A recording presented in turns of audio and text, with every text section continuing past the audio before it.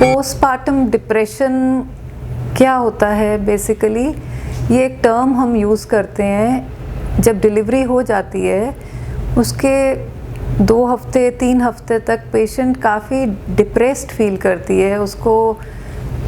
काफ़ी रोना सा आता है, जो एक्साइटमेंट होती है पहले बच्चा होने पे काफ़ी खुशी सी महसूस करती है, लेकिन अचानक से उसकी सारी एक्साइटमेंट जो है वो ख़त्म हो जाती है और उसको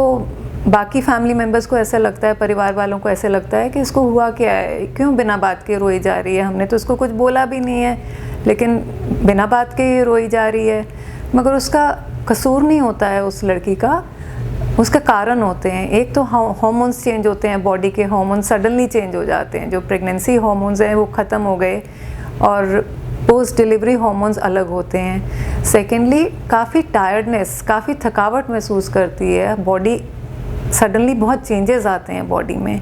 उसकी नींद नहीं पूरी हो रही है, एक रात जागना, दूसरी रात जागना, तीसरी रात जागना बच्चे के साथ आसान नहीं होता है। वो डॉक्टर्स और नर्सेस की तरह नहीं है जिनको रात से रात, अगली रात, तीसरी रात, चौथी रात जागने की आदत पड़ी होती है। नॉर्मल ह्यूमन बींग्स को रातों रात जागने की आदत नहीं होती है, तो उनको काफ़ी ज़्यादा थकावट महसूस होती है। ऊपर से एक डर बना रहता है कि कहीं मैं सो जाऊंगी तो मेरा बच्चा दब ना जाए, मेरा बच्चा गिर ना जाए, तो बैक ऑफ द माइंड एक काफ़ी एंग्जाइटी लेवल बन जाता है। थर्डली बार बार उठना, अगर नींद लग भी जाती है तो फिर बच्चा अगर रोने लगे तो कभी डायपर चेंज कर रहे हो, कभी दूध पिलाना है, तो नींद तो बिल्कुल ही नहीं पूरी हो रही है, दिन में भी नहीं पूरी हो रही है, रात में भी नहीं पूरी हो रही है। और फिर ऊपर से सलाह देने वाले बहुत होते हैं, हमारे हिंदुस्तान में तो खास करके बहुत ही सलाह देने वाले हैं। घर में बोलेंगे अरे डॉक्टर को क्या पता है, मैं तो कई बारी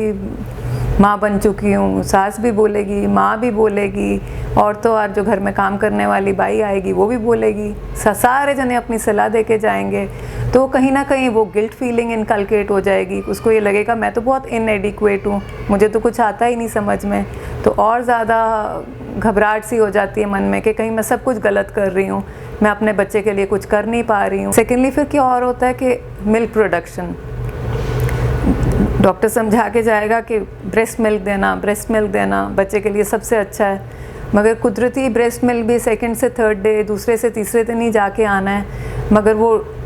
घबराहट के मारे वो 1-2 दिन और डिले अगर हो गया तो और ज़्यादा गिल्टी फीलिंग आ जाती है कि अरे मेरा तो दूध ही नहीं आ रहा, मैं कैसी माँ हूँ, मैं दूध ही नहीं पिला पा रही, तो और ज़्यादा रोना। तो कहीं ना कहीं ये सारा मिलजुल करके पेशेंट को बहुत ही एक गंदी सी सिचुएशन में आ जाते हैं।